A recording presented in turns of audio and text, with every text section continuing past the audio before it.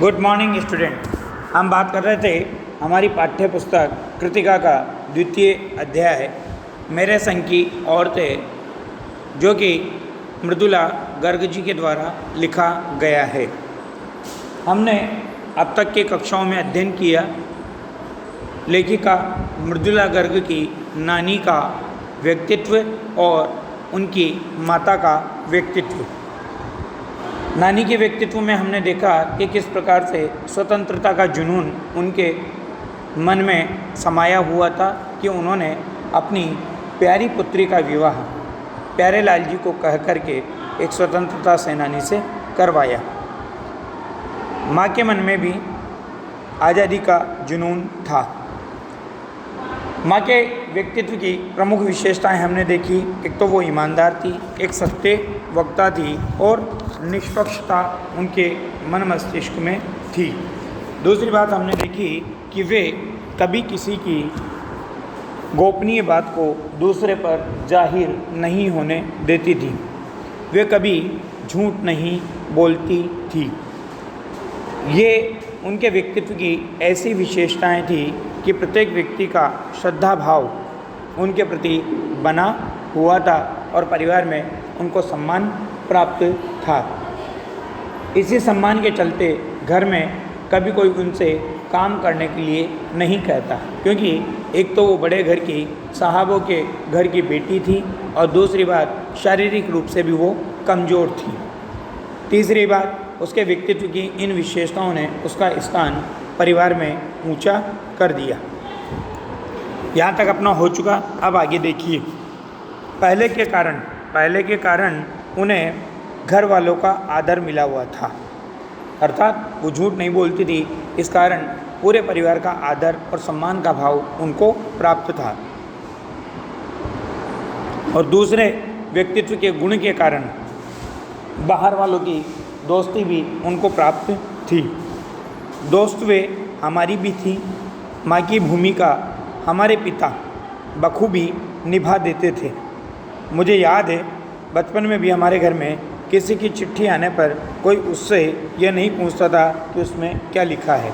यहाँ पर देखिए, विशेष बात बताइए कि इनके पिताजी ही इनकी माँ की भूमिका को निभाया करते थे, अर्थात भारतीय माँ जैसी माँ वो कभी नहीं बन पाई। उसके व्यक्तित्व के कारण परिवार वालों ने भी उसको माँ के जो नियमित कार्य होते हैं उन कार्यों को करने का दबाव नहीं बनाया। इसके अतिरिक्त उस परिवार में जब भी कोई चिट्ठी आती थी, पत्र आता था, तो कोई उससे ये पूछने का साहस नहीं करता था कि उसमें क्या लिखा है, भले ही वह एक बहन की दूसरी के नाम क्यों न हो, और माँ यह जानने को बेहाल हो कि बीमारी से वह उभरी या नहीं। छोटे से घर में 6 बच्चों के साथ सास ससुर आदि के रहते हुए भी हर व्यक्ति को अपना निजत्व बनाए रखने की छूट थी। निजत्व यानी स्वतंत्रता, अपना व्यक्तिगत रखने की छूट थी। छोटे से घर में 6 बच्चों के साथ सास ससुर आदि के रहते हुए भी हर व्यक्ति को अपना निजत्व बनाए रखने की छूट थी। हम बात कर रहे थे निजत्व के बारे में। निजत्व था व्यक्तिगत स्वतंत्रता, अर्थात प्रत्येक व्यक्ति उस परिवार में अपनी व्यक्तिगत स्वतंत्रता के साथ जीवन जीता था। और इसी कारण इसी निजत्व के बनाए रखने की छूट का फ़ायदा उठाकर हम 3 बहनें और छोटा भाई लेखन के हवाले हो गया। मतलब 4 लोग इनके परिवार में लेखक बने। उसका कारण क्या था? किसी ने उनके व्यक्तिगत जीवन में हस्तक्षेप नहीं किया कि वो क्या कर रहे हैं। अब आगे देखो। लीक से खिसके, लीक यानी परंपरा, मतलब जो इनके परिवार की परंपरा थी उससे मार्ग बदल के इनका ये अलग हट गए।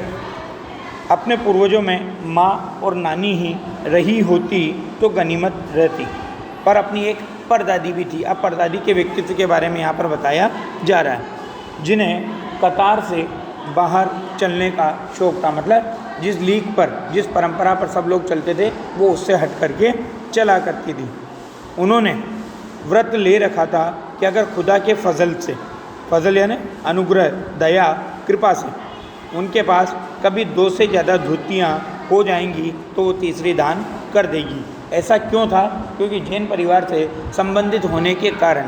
मैं आपको बता दूं, जैन धर्म में 5 महाव्रत माने गए हैं: अहिंसा, सत्य, अचौर्य, ब्रह्मचर्य और अपरिग्रह। तो अपरिग्रह का मतलब है आवश्यकता से अधिक वस्तुओं का संग्रह नहीं करना, और परिग्रह होता है आवश्यकता से अधिक वस्तुओं का संग्रह करना।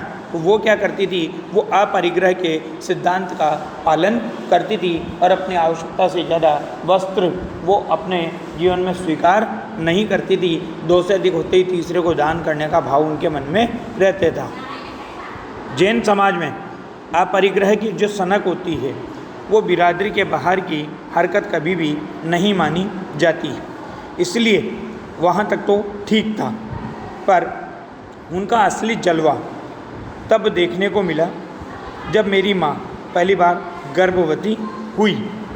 मेरी परदादी ने मंदिर में जाकर मन्नत मांगी कि उनके पतोहू का पहला बच्चा लड़की हो, क्योंकि मोस्टली अपन देखते हैं मोस्टली परिवारों में या अधिकांशतः या परिवारों में क्या होता है, प्रथम संतान के रूप में पुत्र की प्राप्ति की कामना होती है, क्योंकि पुत्र क्या होता है, कुल दीपक, कुल तिलक माना जाता है। उसके पश्चात पुत्री हो तो कोई दिक्कत नहीं होती, परंतु इन्होंने बिल्कुल परंपरा से हटकर के मांग भगवान के सामने रख दी और क्या कहा कि पहला संतान किसके रूप में हो?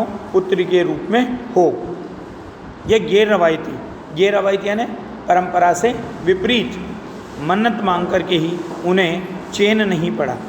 उसे भगवान और अपने बीच पोशीदा रखने के बजाय, पोशीदा अर्थात गुप्त, उसे भगवान और अपने बीच पोशीदा रखने के बजाय सरेआम उसका ऐलान भी कर दिया। कहने का मतलब ये है कि उसने मन्नत मांगी तो मांगी, अब लोग क्या है, मन्नत को किसी को बताते नहीं है जब तक वो पूरी नहीं होती, परंतु इसने तो क्या किया, जो मन्नत मांगी उसका सब जगह ऐलान भी कर दिया। सब लोगों को पता पड़ गया कि उसने किसकी डिमांड रखी है भगवान के सामने, मन्नत कौन सी रखी है, एक पुत्री के रूप में संतान का जन्म हो, यह मन्नत उसके द्वारा रखी गई है।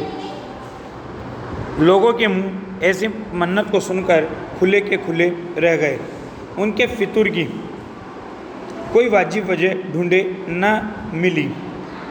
यह भी नहीं कह सकते थे कि खानदान में पुश्तों से कन्या पैदा नहीं हुई थी, इसलिए माजी बेचारी कन्यादान के पुण्य के अभाव को पूरा करने के चक्कर में थी। भाई ऐसा भी नहीं था कि उनके घर में पुत्री पैदा नहीं हुई कहीं पीढ़ियों से, इसलिए वो पुत्री को प्राप्त करना चाहती है, ऐसा भी था, परंतु कन्यादान का पुण्य प्राप्त करने के लिए ही नहीं, और दूसरी स्थिति उनके संतान पैदा नहीं हुई इसलिए नहीं, लेकिन बस उनके मन में था, इसलिए उन्होंने पुत्री की कामना कर दी।